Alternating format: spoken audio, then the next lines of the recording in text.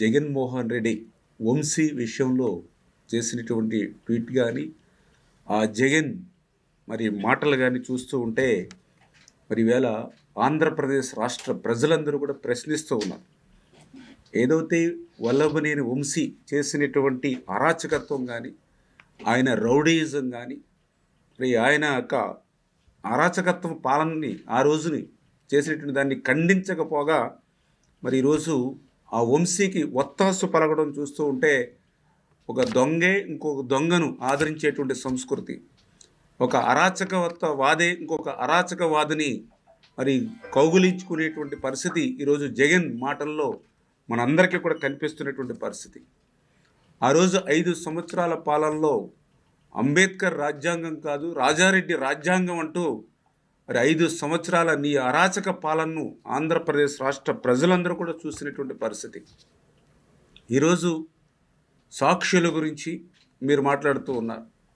సాక్షుల్ని బెదిరించడం కానీ, సాక్షుల్ని వాళ్ళు చెప్పిన దాన్ని తారుమారు చేయడం కానీ, నేరాన్ని ఎదుటి వారి మీద పెట్టేటువంటి నీ గుణం ఈరోజు కాదు గతం నుంచి కూడా చూస్తూ ఉన్నాం. జగన్మోహన్ రెడ్డి నీ కేసుల్లో కూడా ఈ రకమైనటువంటి పరిస్థితి మనందరం కూడా చూస్తాం. నేరస్తుల్ని బెదిరించడం, నేరస్తుల్ని ఎవరైతే వాళ్ళు చెప్పినటువంటి వాంగ్మూలాల్ని తారుమారు చేయడం, సాక్షుల్ని చంపడం, ఇవన్నీ కూడా నీ కేసుల్లో కూడా, ఒక వల్లభనేని వంశీ కేసే కాదు జగన్మోహన్ రెడ్డి కేసుల్లో కూడా ఇది జరుగుతున్నటువంటి పరిస్థితి మనందరం కూడా చూస్తున్నటువంటి స్థితి. ఏదైతే నేరం చేసి ఆ నేరం నుండి తప్పించుకోవడానికి ఇంకొక నేరం చేసినటువంటి వల్లభనేని వంశీ యొక్క విధానాన్ని నువ్వు ఖండించడం అని అతనికి ఒత్తాసు పలకడం అని అంటే ఈరోజు రాష్ట్ర ప్రజలందరూ కూడా అసహించుకునేటువంటి పరిస్థితి. ఈరోజు జగన్మోహన్ రెడ్డిని సూటిగా అడుగుతూ ఉన్నాం. ఎవరైతే ఆ రోజు ఆఫీస్ మీద దాడి చేసినటువంటి వారి మీద ఎవరైతే కేసు పెట్టారో, ఆ యొక్క సాక్షి ఎవరైతే ఆ రోజు దళిత బిడ్డ ఎవరైతే ఉన్నారో వాళ్ళని చంపుతానని వాళ్ళని బెదిరించి వంశీ కారులోనే కోర్టు దగ్గరికి తీసుకొచ్చి దొంగ సాక్ష్యం చెప్పడం ఎంతవరకు సమర్థనీయం? ఈవేళ జగన్మోహన్ రెడ్డి సమాధానం చెప్పవలసినటువంటి అవసరం ఉంది.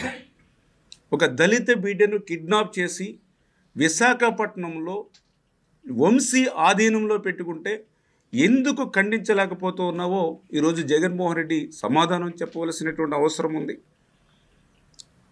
ఈరోజు అరాచకత్వవాది వంశీని వెనకేసుకొస్తున్నటువంటి జగన్ ఇవాళ వాస్తవాల్ని, ఎందుకంటే ఆ రోజు తెలుగుదేశం పార్టీ ఆఫీస్ అంటే ఒక పార్టీకి ఒక దేవాలయం లాంటిది పార్టీ కార్యాలయం అంటే. అటువంటి పార్టీ కార్యాలయం కూడా ఎక్కడో మారుమూల అడవుల్లో లేదు. నేషనల్ హైవేకి పక్కన ఉన్నటువంటి తెలుగుదేశం పార్టీ కార్యాలయాన్ని ఆ రోజు వంశీ అనుచరులు తగలబెట్టినటువంటి మాట వాస్తవమా కాదా? ఇవాళ జగన్మోహన్ రెడ్డి సమాధానం చెప్పాలి.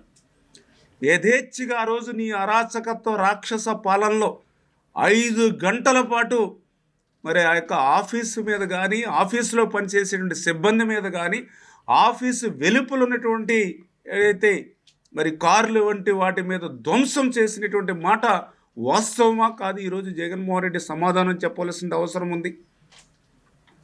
ఆ రోజు ఏదైతే యొక్క దాడి సంఘటన తెలుసుకొని తెలుగుదేశం పార్టీ నాయకులు కార్యకర్తలు వస్తే వాళ్ళ మీద నీ గోండాలు నీ రౌడీలతో యథేచ్ఛగా రాళ్ల దాడి చేసినటువంటి మాట వాస్తవమా కాదా? కర్రలతో యథేచ్ఛగా దాడులు చేసినటువంటి మాట వాస్తవమా కాదా? ఒక అధికారికి సైతం నీ యొక్క రౌడీల మాటన గోండాల మాటన గాయాలు అయినటువంటి మాట వాస్తవమా కాదా? ఆ రోజు బాధితులు ఎవరైతే ఉన్నారో ఆ బాధితులు పెట్టినటువంటి కేసులను మీరు తీసుకోకుండా ఆ బాధితుల మీద ఎదురు కేసులు పెట్టి ఆ రోజు కూడా కళ్యాణి గారిని అరెస్ట్ చేయడానికి ఇంటికి పోతే కనీసం బట్టలు మార్చుకోవడానికి కూడా అవకాశం ఇవ్వకుండా నిర్దాక్షిణ్యంగా ఆ రోజు వ్యవహరించినటువంటి మాట వాస్తవమా కాదా?